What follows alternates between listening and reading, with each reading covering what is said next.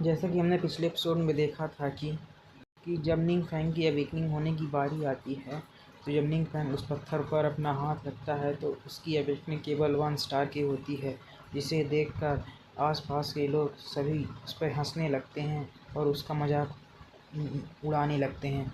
इस और 1 स्टार की अवेकनिंग देखकर वह खुद भी बहुत ही ज़्यादा हैरान होता है। तो अब चलते हैं नेक्स्ट एपिसोड में हमें दिखाया जाता है कि यहाँ पर निंग फैंग की जस्ट 1 स्टार की अवेकनिंग देखकर सभी स्टूडेंट्स हंसने लगते हैं और कहते हैं कि कब तक वहाँ खड़े रहकर अपना मजाक बनाओगे, नीचे उतरो वहाँ से। कहते हैं कि ट्रैश तो ट्रैश ही रहेगा, वह अपने आप को कभी भी जीनियस नहीं बना सकता है। तभी टीचर बोलती हैं कि निंग फैंग, आखिर तुमने कौन सी स्किल को अवेकन किया है। तभी टीचर की मन में सोचते हुए बोलती हैं कि इस बच्चे को अपनी 1 स्टार की अवेकनिंग देखकर बहुत ही बुरा सदमा लगा है और कहती हैं कि फाइनली तुमने तीसरी बार अपने आप को अवेकन कर ही लिया 1 स्टार से। तभी टीचर की उसे उसके इक्विपमेंट और कुछ चीज़ें देते हुए बोलते हैं, अब तुम जाओ और अपने नेक्स्ट स्टेज की तैयारी करो। फिर निंग फैंग वहाँ से जाने लगता है और मन में सोच रहा होता है कि क्या मैंने सच में केवल 1 स्टार की ही अवेकनिंग की है। तभी उसे अपने माइंड में एक आवाज़ सुनाई देती है जो कि बोलती है कि होस्ट ने अपनी अवेकनिंग कर ली है और उसने सभी क्वालिफिकेशन को फुलफिल कर दिया है। और इस आवाज़ को सुनकर निंग फैंग बहुत ज़्यादा हैरान हो जाता है। तभी उसके सामने एक विंडो आ जाती है और वह कहता है, आखिर ये सिस्टम क्या है। तभी उसके सामने एक विंडो आ जाती है और वह बोलता है कि सिस्टम सक्सेसफुली एक्टिवेट हो चुका है और होस्ट को सभी एबिलिटीज़ और स्किल्स को ट्रांसफ़र किया जा रहा है। उसे निंग फैंग को अभी तक कुछ भी समझ में नहीं आ रहा होता है और वो बोलती है कि तुम सभी तरह के डार्क पावर से इम्यून और तुम फॉरबिडन स्पेल्स को कास्ट कर सकते हो। सिस्टम बोलती है कि तुम बिना किसी एक्सपीरियंस पॉइंट के वीक में केवल एक बार फॉरबिडन स्पेल को कास्ट कर सकते हो। और तभी निंग फैंग मन में सोचने लगता है कि डार्क पावर वर्ल्ड की सबसे ईविल पावर होती है और डार्क फॉरबिडन स्पेल एक हाई स्पेल है और इन फॉरबिडन स्पेल्स का मुझसे क्या लेना देना है। इसी तरह बहुत देर तक निंग फैंग को बहुत सारे स्पेल्स और पावर्स मिलती रहती हैं, लेकिन अभी भी निंग फैंग को ये समझ नहीं आ रहा होता है कि आखिर ये सब चीज़ें उसी को क्यों मिल रही हैं। और इस डार्क फॉरबिडन स्पेल की पावर्स मुझे कुछ ठीक नहीं लग रही हैं और बोलता है कि मुझे अभी भी कॉम्बैट टेस्ट देना है। आई होप करता हूँ कि कुछ गलत ना हो इस बार। तभी हमें किसी की आवाज़ सुनाई देती है जो कि बोलता है कि 50 लोग सीक्रेट रियलम के अंदर जाएंगे और मॉन्स्टर से लड़कर अपनी एबिलिटीज़ को यूज करना सीखेंगे जो उन्होंने अभी अवेकन्स की है।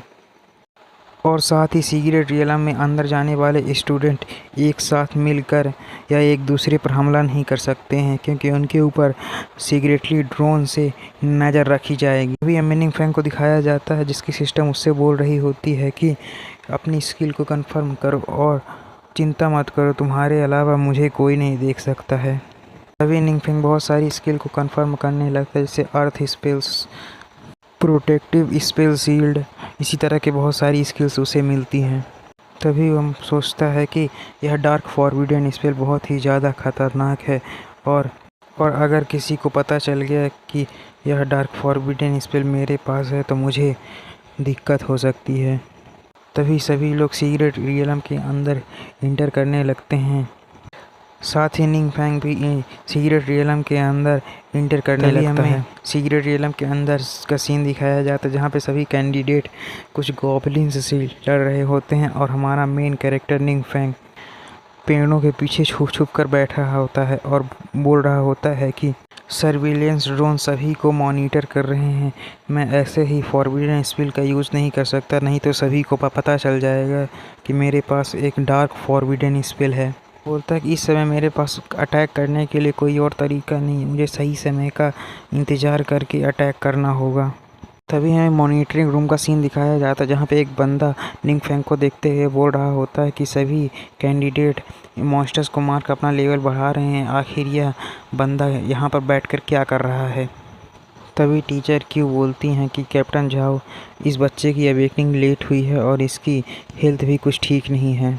इसके पास केवल एक डिफेंसिव स्पेल है जो कि सर बोलते हैं कि उस बच्चे को बाहर बुलाओ, उसे एग्जाम देने की कोई ज़रूरत नहीं है। वैसे उसने 1 स्टार की अवेकनिंग की है और एक ट्रू एडवेंचरर बनने के लिए 1 स्टार अवेकनिंग काफ़ी नहीं है।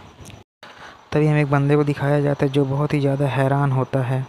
बोलता है मुझे ठीक से पता नहीं लेकिन कोई ड्रोन्स पर अटैक कर रहा है और हमारी कनेक्शन सही तरीके से काम नहीं कर रहे हैं।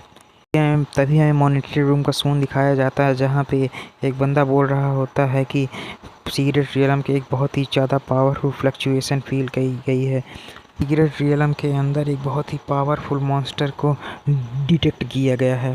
हमें एक एडवेंचरर को दिखाया जाता है जिसके सामने वही पावरफुल मॉन्स्टर आ जाता है और वह दिखने में एक हाई ऑर्क लग रहा होता है, जिसे देखकर उस बंदे की सूसू ही निकल जाती है और वह हाई ऑर्क बोल रहा होता है कि क्लैन मेंबर्स मुझे फॉलो करो और बोल रहा होता है कि अब हम और स्लेव नहीं बनेंगे, इन सभी आए एडवेंचरस को मार दो।